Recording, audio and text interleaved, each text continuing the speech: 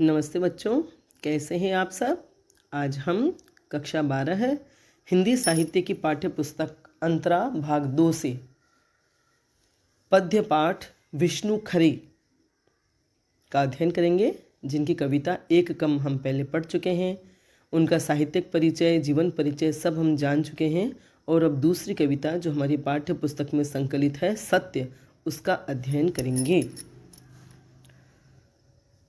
सत्य कविता, चलो पहले मैं इसकी कुछ पंक्तियाँ पढ़ देती हूँ, फिर बात करते हैं इस पर। जब हम सत्य को पुकारते हैं तो वह हमसे परे हटता जाता है। जैसे गुहारते हुए युधिष्ठिर के सामने से भागे थे विदुर और भी घने जंगलों में। सत्य शायद जानना चाहता है कि उसके पीछे हम कितनी दूर तक भटक सकते हैं। कभी दिखता है सत्य और कभी ओझल हो जाता है, और हम कहते रह जाते हैं कि रुको, यह हम हैं। जैसे धर्मराज के बार बार दुहाई देने पर कि ठहरिए स्वामी विदुर, यह मैं हूँ आपका सेवक कुंती नंदन युधिष्ठिर, पर वे नहीं ठिठकते। तो शब्दार्थ देख लेते हैं पहले। पुकारते हैं मने आवाज़ लगाना, बुलाना। परे हटता जाता है, परे मने दूर, दूर हटता जाता है। जैसे गुहारते हुए, गुहारना मने गुहार लगाना या गुहारना मने करुण स्वर में कहना या पुकारना। युधिष्ठिर, जिनके बारे में आप जानते होंगे अवश्य, पांडु पुत्रों में सबसे बड़े, जिन्हें धर्मराज भी कहते थे। और विदुर, विदुर थे युधिष्ठिर के चाचा, पांडु और धृतराष्ट्र के भाई, हस्तिनापुर के मंत्री, जो बहुत ही नीतियुक्त और धर्मपरायण व्यक्ति थे। कभी दिखता है सत्य और कभी ओझल हो जाता है। ओझल हो जाना माने आँखों से, दृष्टि से दूर हो जाना, दिखाई न देना। ऐसे इतना दूर चले जाना कि हमारी आँखों से दिखाई न दे, तब हम कहते हैं ओझल हो जाना। दुहाई देने पर, दुहाई देने पर माने वास्ता देने पर, वास्ता देकर रोकना। कुंती नंदन माने कुंती का पुत्र। ठिठकते माने असमंजस में या कुछ सोचकर अचानक रुक जाना। ठीक है। तो इन पंक्तियों में यहाँ कवि महाभारत के पात्रों के माध्यम से सत्य की व्याख्या कर रहे हैं। थोड़ा सा मैं इन महाभारत के बारे में या उनके पात्रों के बारे में चर्चा कर दूं, ताकि आपको कविता समझना थोड़ा सरल हो जाएगा। कवि ने जिन पात्रों को प्रतीक बनाया है, विदुर और युधिष्ठिर, वह उनकी प्रखर बौद्धिकता को और विचारशीलता को भी व्यक्त करता है। मतलब कवि की ये दोनों ही पात्र सत्य और धर्म के मार्ग पर चलने वाले थे। विदुर भले ही धृतराष्ट्र के मंत्री थे, भाई थे, किंतु व्यक्तिगत जीवन में वे नितांत नीतिपूर्ण, धर्मपरायण, सच्चाई और न्याय के पक्षधर थे। इधर युधिष्ठिर का जीवन भी बचपन से लेकर अंत तक नीतिपूर्ण, सभी परिजनों के प्रति विनम्र, आज्ञाकारी, कर्तव्यनिष्ठ और सत्य के प्रति दृढ़ता से युक्त रहा। उन्होंने पूरे जीवन कष्ट उठाया, किंतु लेश मात्र भी सत्य और नैतिकता के पथ से विचलित नहीं हुए। उनके साथ साथ उनके पूरे परिवार ने कष्ट उठाया, पर चूंकि चारों भाई बड़े भाई के प्रति आज्ञाकारी और निष्ठावान थे, अतः उन्होंने युधिष्ठिर का सदैव अनुकरण किया। वे सत्य के पक्षधर थे, तभी तो साक्षात ईश्वर, साक्षात कृष्ण उनके साथ थे। और यही ईश्वरीय शक्ति हर सत्यवादी और सत्य के पक्षधर व्यक्ति के साथ होती है, जो उसे आत्मशक्ति और प्रकाश से पूर्ण कर देती है। इसी तथ्य को कवि ने इस कविता के माध्यम से समझाया है। इन पात्रों को, इनके जीवन को आपने भी टीवी सीरियल में साक्षात देखा है, अतः कविता के मर्म को आप आराम से समझ सकते हैं। अन्यथा समझना बहुत मुश्किल होता अगर कवि ने किन्हीं और पात्रों को माध्यम बनाया होता। थोड़ा सा प्रसंग इसीलिए उठाया है ताकि कविता के मर्म को समझना आपके लिए आसान हो जाए। तो आगे बढ़ते हैं। जब हम सत्य को पुकारते हैं तो वह हमसे परे हटता जाता है। कवि कह रहे हैं कि जब हम सत्य को पुकारते हैं, सत्य को प्राप्त करने की कोशिश करते हैं, तो वह हमसे दूर होता जाता है, परे हटता जाता है, माने दूर होता जाता है। जैसे गुहारते हुए युधिष्ठिर के सामने से भागे थे विदुर और भी घने जंगलों में। जैसे कि महाभारत काल में अपने साथ हुए अन्याय का कारण जानने के लिए, युधिष्ठिर के साथ अन्याय हुआ था। जब राज्य का बंटवारा करने का समय आया तो हस्तिनापुर तो कौरवों को दे दिया गया, और जो खांडवप्रस्थ था, भयंकर जंगल जो विद्रोहियों से भरा हुआ था, हिंसक पशु पक्षियों से भरा हुआ था, और चट्टाने और पत्थर थे, पथरीला जंगल था, वह जंगल युधिष्ठिर को सौंप दिया गया, पांडवों को सौंप दिया गया। तब उन्होंने अपने साथ इस अन्याय का कारण जानने के लिए युधिष्ठिर से गुहार लगाई थी कि भी उन्होंने उनसे जानना चाहा कि हमारे साथ ऐसा क्यों हुआ और आप चुप क्यों रहे। लेकिन विदुर उनके सामने से भागकर जंगलों में चले गए थे। भागे थे विदुर और भी घने जंगलों में, क्योंकि उनके पास उनका कोई उत्तर नहीं था। व्यक्ति और परिस्थितियाँ इतनी उलझी हुई होती है कभी कभी कि सही उत्तर देना मुश्किल हो जाता है। तो विदुर के पास भी कोई जवाब नहीं था, क्योंकि वे एक मंत्री थे, तो वे कुछ कर तो सकते नहीं थे, कह सकते थे लेकिन कर नहीं सकते थे। पर युधिष्ठिर, जिनको उन पर बड़ा भरोसा था, क्योंकि वे भी न्याय और सत्य के पक्षधर थे, इसलिए उन्हीं से उन्हें आशा थी, तो उनसे उन्होंने अपने सवाल पूछने चाहे। लेकिन विदुर जंगलों में चले गए। सत्य शायद जानना चाहता है कि उसके पीछे हम कितनी दूर तक भटक सकते हैं। तो इन पंक्तियों में जैसे गुहारते हुए युधिष्ठिर के सामने से भागे थे विदुर, मतलब यहाँ दृष्टांत अलंकार है कि जब हम सत्य को पुकारते हैं तो हमसे परे हटता जाता है। इसको समझाने के लिए नीचे कवि ने ये दृष्टांत दिया है, ये प्रसंग उठाया है कि जैसे गुहारते हुए युधिष्ठिर के सामने से भागे थे विदुर और भी घने जंगलों में। तो युधिष्ठिर थे सत्य को पुकारने वाले और विदुर थे सत्य के प्रतीक, तो वे दूर हो गए थे युधिष्ठिर से।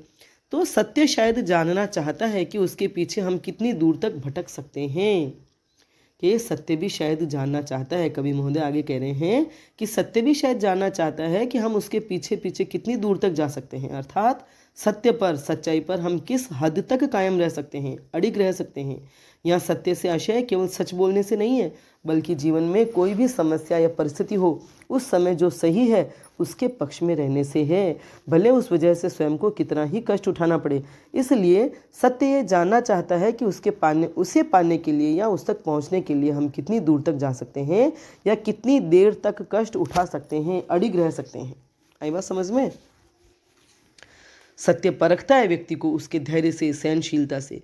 कभी दिखता है सत्य और कभी ओझल हो जाता है, और हम कहते रह जाते हैं कि रुको, यह हम हैं। आगे भागता हुआ या जाता हुआ जो सत्य है वह कभी दिखता है और कभी नज़रों से दूर हो जाता है। अर्थात कभी कभी हमें लगता है कि अचानक से हमें सत्य प्राप्त हो गया है, अर्थात हमने जैसा चाहा सोचा वैसा हो गया है, और कभी अचानक सत्य या हमारी स्थिति इतनी उलझ जाती है कि हमें लगता है सत्य हमारी नज़रों से भी दूर हो गया है, एकदम गायब हो गया है और एकदम सब कुछ बदल गया है, और हम पुनः स्वयं को टटोलने लगते हैं। आ रही बात समझ में? मतलब कि हम कहते रह जाते हैं कि रुको, यह हम हैं, मतलब हम टटोलते रहते हैं और सत्य को पुकारते हैं कि भी हम हैं, हमसे दूर मत भागो। ठीक है, समझ में आ रही बात? आगे बढ़ते हैं। जैसे धर्मराज के बार बार दुहाई देने पर कि ठहरिए स्वामी विदुर, यह मैं हूँ आपका सेवक कुंती नंदन युधिष्ठिर, पर वे नहीं ठिठकते। जैसे कि धर्मराज के बार बार दुहाई देने पर भी, अर्थात अपने आप को आपका सेवक कुंती नंदन, कुंती का पुत्र होने का वास्ता देकर वे पुकारते रहे, किंतु विदुर नहीं रुकते, थोड़ा भी ठिठकते नहीं, अर्थात सोचते नहीं, रुकते नहीं। वैसे ही सत्य भी बार बार पुकारने पर भी नहीं रुकता और हमारी पकड़ से बाहर हो जाता है, अर्थात वह हमारा धैर्य, हमारी सहनशीलता, कष्ट उठाने की क्षमता को परखना चाहता है। क्योंकि एक बार हम सत्य को पाने के लिए कटिबद्ध हो जाते हैं, तभी सत्य हमारे करीब आ पाता है। अधिकांशतः लोग जो होते हैं सत्य के पीछे चलने का दावा करते हैं, उस पर कायम रहने का प्रयास करते हैं, लेकिन साहस और धीरज नहीं रख पाते और बीच में ही उस मार्ग को छोड़ देते हैं। बात समझ में आ रही है? तो इस कविता में कवि ने सत्य को समझाने के लिए, उसकी व्याख्या के लिए युधिष्ठिर और विदुर जैसे पात्रों को चुना है। ये बहुत ही सही और अद्भुत है। इससे सत्य की व्याख्या बहुत ही सरलता से हो गई है, और पूरी कविता में आप देखेंगे कि सत्य का स्वरूप समझना कितना आसान हो गया है, अन्यथा सत्य का स्वरूप समझना इतना सरल नहीं था। इन पंक्तियों में कवि ने मिथकीय पात्रों के माध्यम से सत्य का स्वरूप उद्घाटित किया है।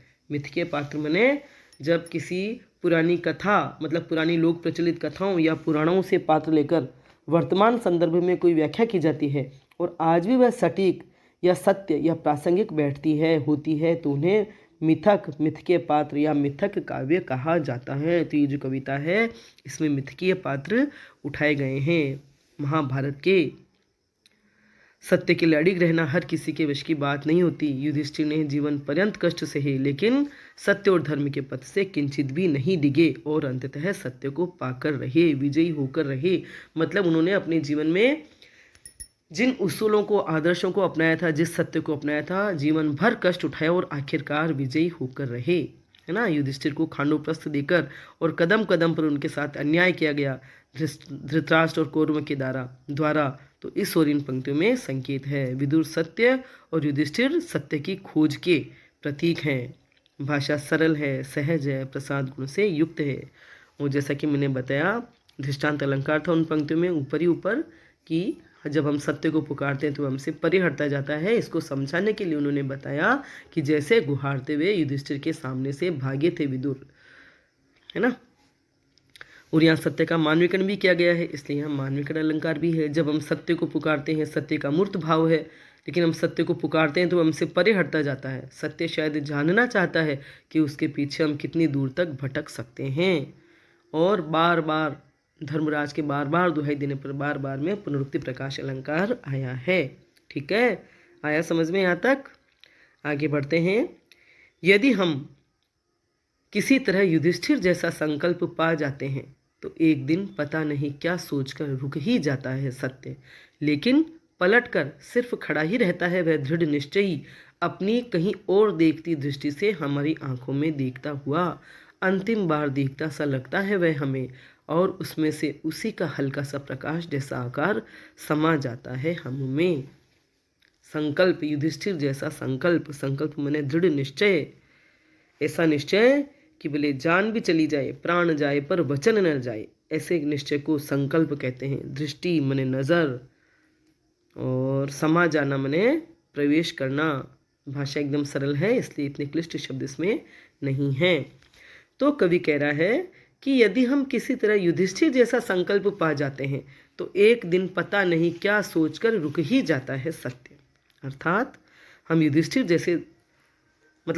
जैसा संकल्प हम पा जाते हैं किसी भी तरह से, अर्थात युधिष्ठिर जैसे दृढ़ संकल्पित थे। युधिष्ठिर दृढ़ संकल्प का, दृढ़ निश्चय का पर्याय ही थे। कभी वे अपने निश्चय से नहीं डिगे। अतः उनके जैसे संकल्पवान अगर हम हो जाएं तो एक दिन पता नहीं क्या सोचकर रुक ही जाता है सत्य। अर्थात जैसे कि विदुर भी युधिष्ठिर की संकल्प शक्ति देखकर आखिर रुक ही गए, उन्हें रुकना पड़ा, वैसे ही सत्य के प्रति दृढ़ आस्था रखें हम तो सत्य को भी हमारे लिए रुकना पड़ता है। अर्थात जिस स्थिति या परिस्थिति पर हम विजय पाना चाहते हैं वह विजय अंततः हम हासिल कर ही लेते हैं, है ना। सत्य को पाने का मतलब ये कि जिस सच्चाई पर हम अड़े होते हैं, जिस स्थिति के लिए हम अड़े होते हैं, वह आखिर हमें प्राप्त हो ही जाती है। हम उस स्थिति या परिस्थिति पर विजय पा ही जाते हैं। लेकिन पलटकर सिर्फ खड़ा ही रहता है वह दृढ़ निश्चयी, अपनी कहीं और देखती दृष्टि से हमारी आंखों में देखता हुआ। तो लेकिन पलटकर सिर्फ खड़ा ही रहता है वह दृढ़ निश्चयी, अपनी कहीं और देखती दृष्टि से हमारी आंखों में देखता हुआ। तो विदुर भी रुक गए थे और उन्हें युधिष्ठिर की मनस्थिति का पता था, अतः वे कहीं और देखते हुए भी उन्हें समझ पा रहे थे। मतलब उनकी ओर सीधे सीधे नहीं देख रहे थे, लेकिन उनकी मनस्थिति को तो वे समझ रहे थे, जान रहे थे, इसलिए वे कहीं और देखते हुए भी जैसे उन्हीं की आंखों में झांक रहे थे। यहाँ यही सत्य की स्थिति होती है, मतलब वह हमारी ओर सीधे सीधे नहीं देखकर भी हम ही को देखता है, क्योंकि सत्य भी हमें परखता है, जानता है, और ऐसा लगता है कि वह हमें अंतिम बार ही देख रहा है। और सही भी है, क्योंकि अब वह हम ही में समा जाने वाला है। अंतिम बार देखता सा लगता है वह हमें, और उसमें से उसी का हल्का सा प्रकाश जैसा आकार समा जाता है हम में। अर्थात सत्य ने हमें परख लिया, तौल लिया, हमारी आस्था और दृढ़ता को देख लिया, अतः उसी का तेज हमारे भीतर समा जाता है। अर्थात सत्य की जो शक्ति होती है वह हमें समा जाती है, क्योंकि हम सत्य को पा चुके होते हैं, जिससे हमारी आत्मा की शक्ति और हमारा आत्मविश्वास बढ़ जाता है। फिर हमें किसी से किसी भी तरह का भय नहीं लगता और हम हमेशा सही के पक्ष में खड़े रह पाते हैं। ठीक है, इस पद्यांश में नई कविता की विचारशीलता, बौद्धिकता है।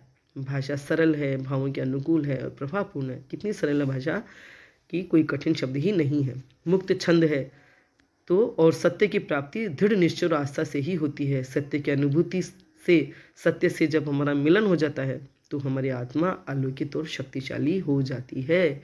ये इन पंक्तियों में बताया गया है।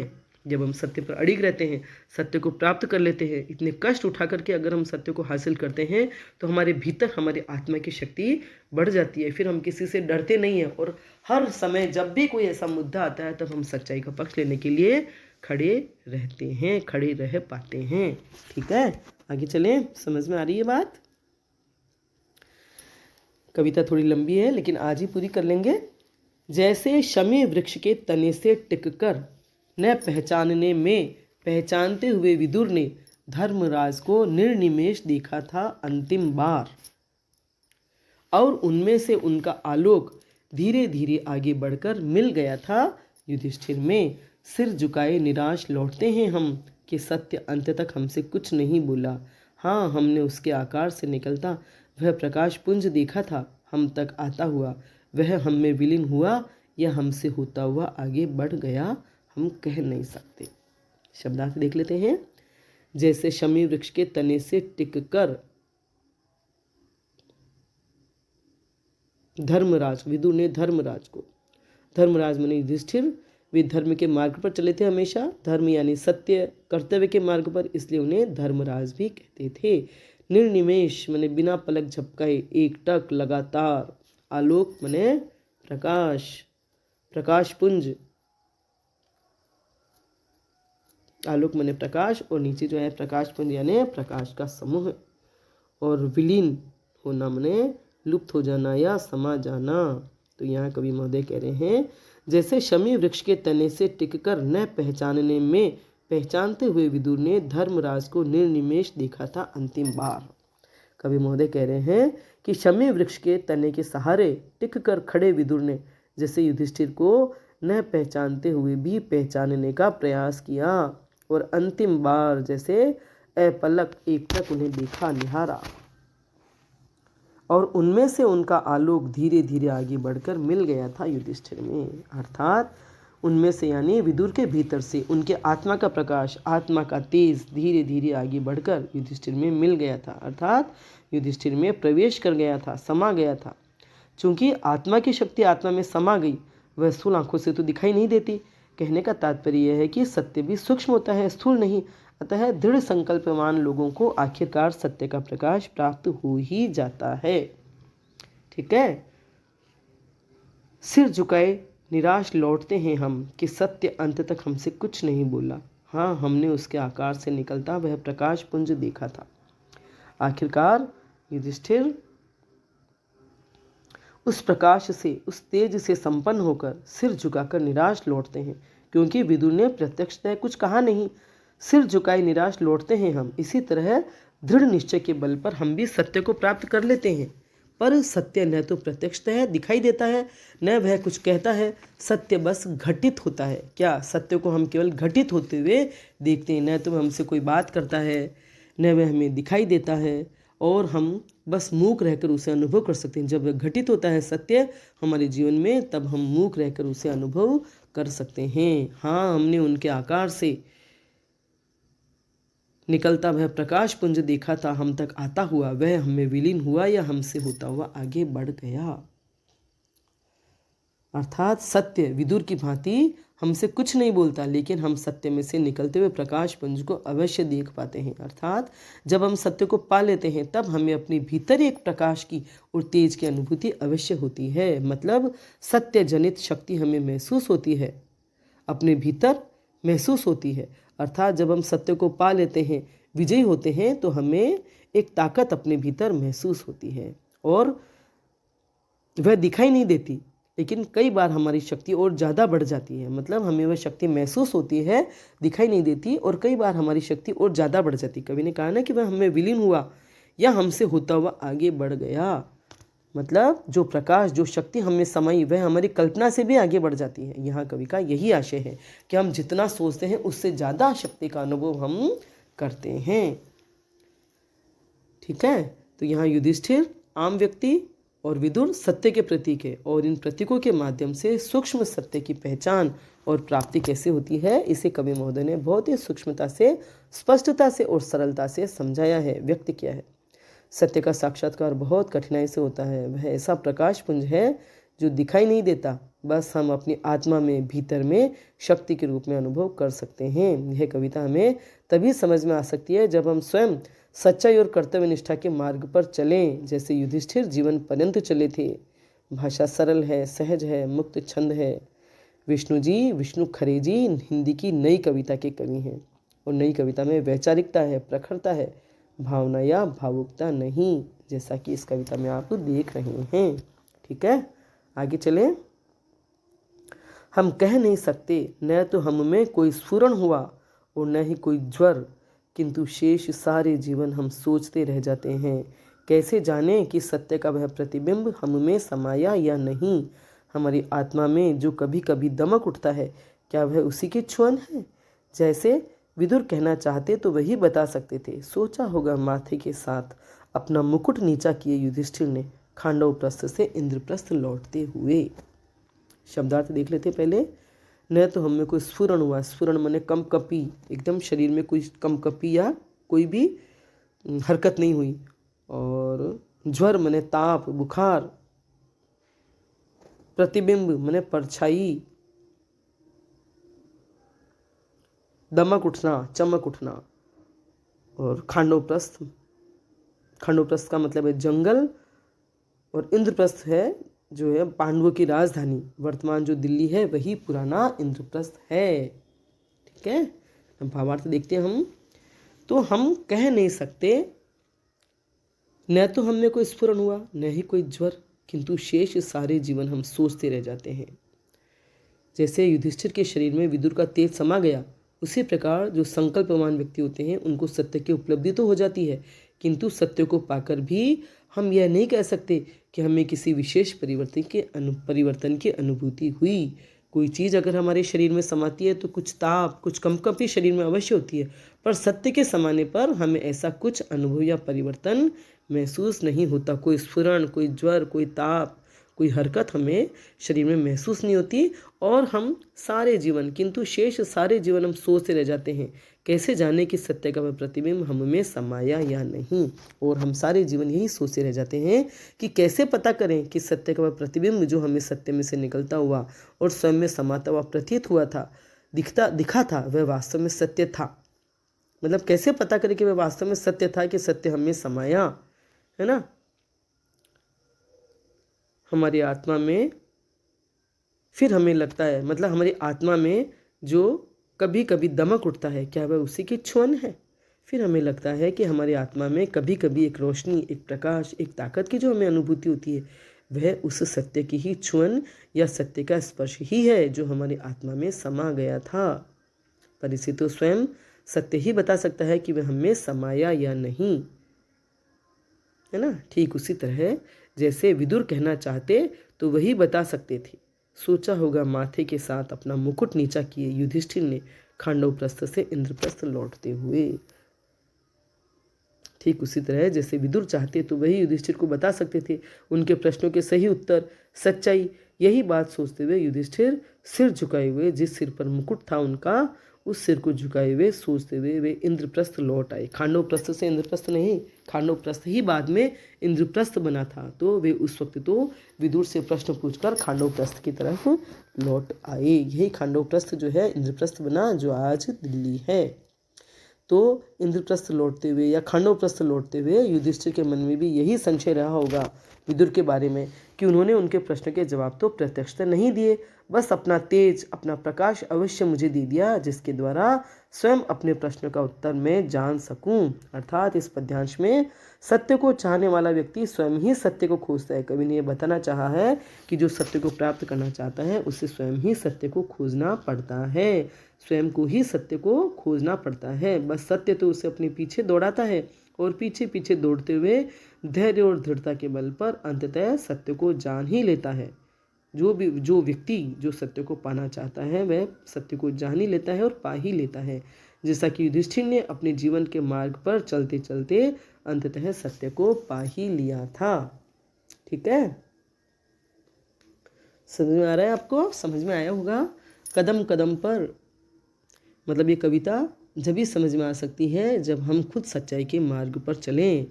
क्लास में कई बार ऐसा होता है कि बच्चे बात कर रहे होते हैं और उन्हें हम कहते हैं तो बच्चे झूठ बोल जाते हैं पल भर में कि नहीं मैं तो बात नहीं कर रही थी। तो ऐसे कदम कदम पर और पल पल में झूठ बोलने वाले व्यक्ति या बच्चे इस कविता के मर्म को कैसे समझ सकते हैं, अर्थात समझना बड़ा ही मुश्किल है। तो महाभारत के पात्रों को प्रतीक मानकर सूक्ष्म और जटिल सत्य की बहुत ही सरलता से व्याख्या कर दी है कवि ने। व्यक्ति को स्वयं अपने प्रयासों से अपने जीवन के सत्यों को खोजना पड़ता है, यह कविता में स्पष्ट है। भाषा सरल है, सहज है, मुक्त छंद है, प्रसाद गुण से युक्त है।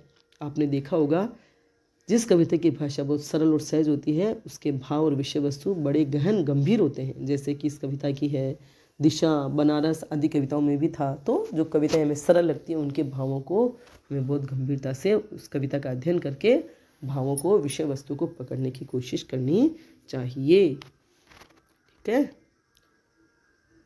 समझ में आ गई होगी आपको ये कविता। तो आपको मेरा वीडियो पसंद आया हो तो लाइक करें, अपने फ्रेंड्स के साथ शेयर करें, मेरे चैनल को सब्सक्राइब करें, बेल आइकन भी अवश्य टच करें ताकि जब भी मैं वीडियो बनाऊंगी उसकी सूचना आपको तत्काल मिल जाएगी।